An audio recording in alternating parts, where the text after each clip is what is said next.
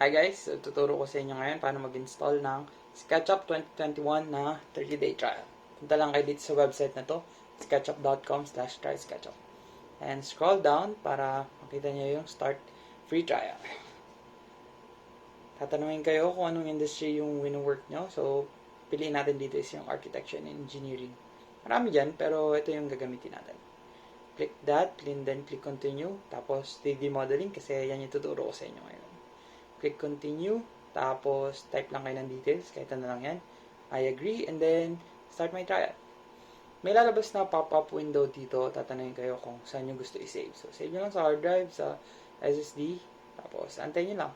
Habang nag-aantay, pwede nyo basahin tong instructions, pero pwede nyo rin naman sundan yung sabihin ko na lang. So, nandyan yun. Sa Windows yung gagamitin natin.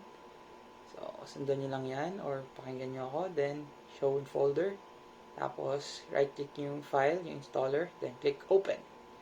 After nun, may lalabas na window, so tatanungin language, click nyo lang next, then kung saan nyo siya i-save, okay na yan, then click install.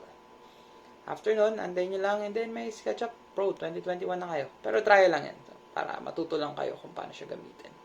After nun, click yung finish. Tapos, meron kayong makukuha 3 shortcuts. Ang gagamitin lang natin dito yung nasa gitna. SketchUp Pro 2021.